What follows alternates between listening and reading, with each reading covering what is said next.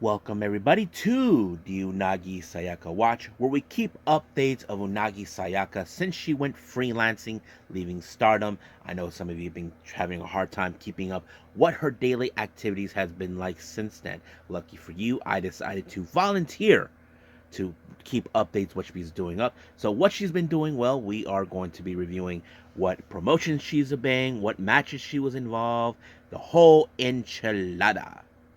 So I am your host, J Rod here. So let's begin with matches and reviews.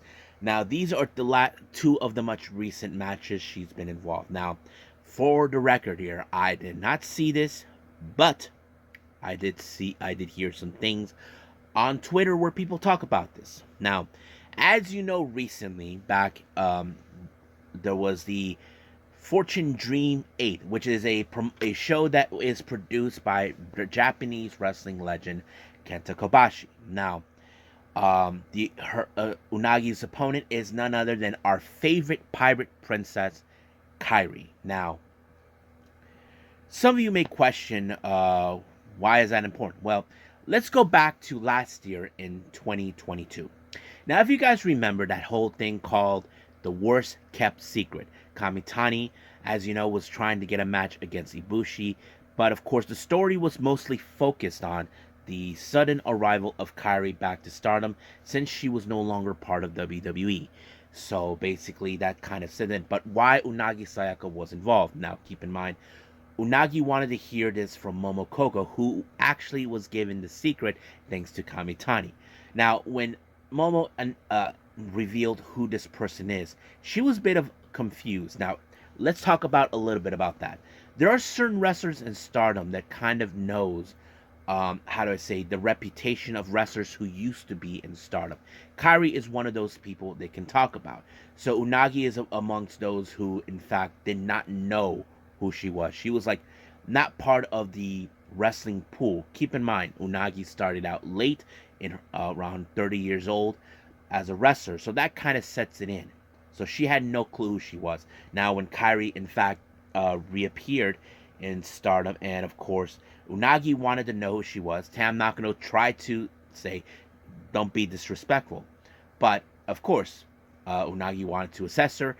That match ended up being a tag match where Unagi and Tam Nakano, in fact, teamed up, facing KAIRI and Mayu, which resulted into KAIRI winning the match by applying the insane elbow onto Unagi. Now, since then, she hasn't had a match. Now, when it was announced by Fortune Dream that she'll be participating in the event, at the time, no one knew who the opponent was going to be. Now, if you guys follow Unagi Sayaka's YouTube channel, she decided to do something very interesting. Now, you guys may have heard I mentioned many times, Unagi likes to pop up wherever she goes. So, she had a mission to look for Kenta Kobashi, to be a much respectful individual. So, she wanted to talk to him, saying that, that she wants to have permission to be KAIRI's opponent at Fortune Dream. So, that kind of sets it in. So, you probably thought, oh, so, of course, it was decided that, of course, if she was going to volunteer to be her opponent, it was to that. However, this brought full circle to Unagi because she wanted to have that match with her. And, of course, she got it. Now, I did not see the extent of the entirety of the match. I don't know if there's any way to see it. But I have to say that, KAIRI was saying that Unagi really pushed her to the limits in every aspect. I mean, we know Unagi, since the last year in Stardom she was in, she was unhappy. But however, Unagi has grown so much since then, and it was of course KAIRI who picked up the win when she applied once again the insane elbow. But in the end, of course, KAIRI showed a lot of respect for Unagi with her commitment and all this, and of course, Unagi said that she would love to have a rematch with her in the future, and I'm sure we will see that at some point. We just don't know when. However, when those two were leaving together, first things first, they went to see Kenta Kobashi, who was at the commentary booth. They both initially shook their hands and shook his hand for this opportunity, knowing that they gave them this match that many people saw that there was something special about this. Even Kenta Kobashi said himself in an interview that he has high expectations for this match. So it looks like he did. Even Unagi said in an interview that she would like to help Kenta Kobashi to take this Fortune Dream into a different level, like maybe a much bigger venue. I mean, it would be awesome to do.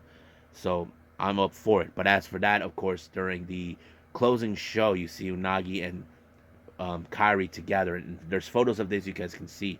Um, Unagi gave her one of her merch hats that she sells, so I thought that was pretty cool. So I have to say it was pretty good.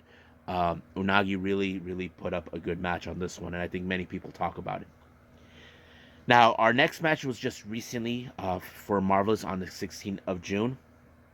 She teams up with Itsuki Aiko. They take on Maria and, of course, Tomoka Watanabe, a veteran in the Yoshi world. However, there have been times where we have seen Aoki and Unagi. They don't get along.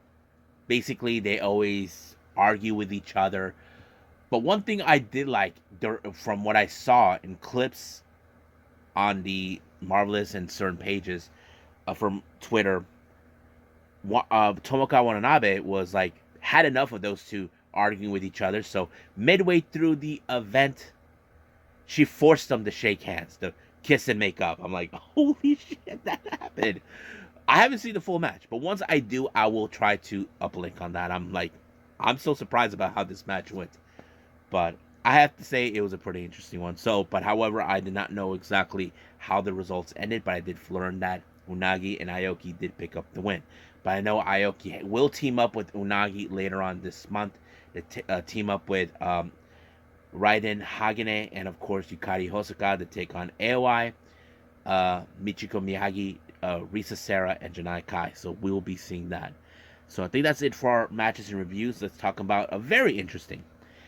As you all know, I've been talking about this on the episodes where the new all women's promotion that will take place in LA on October 22nd, the Kitsune Women's Pro Wrestling will be taking place. However, this was announced very interesting. They announced that Unagi's dinosaur, Stefan, was going to make his debut. I'm like, really? Stefan? And then all of a sudden, they announced Unagi. So if any of Unagi fans out there, you're probably saying, you'll probably say, oh shit, it's sold out. I wouldn't be surprised if Unagi was one of the main reasons.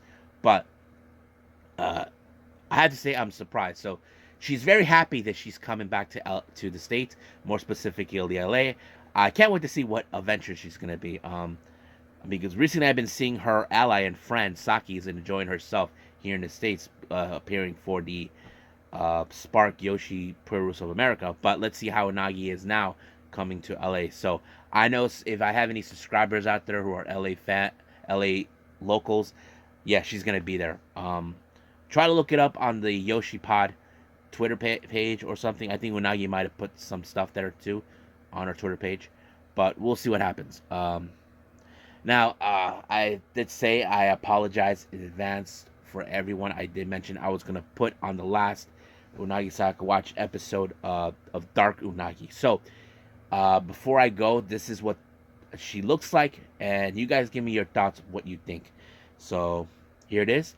But for now, I'll see you guys on the next time. So, I must bid all of you adieu. So, goodbye. And have a nice day. Bang.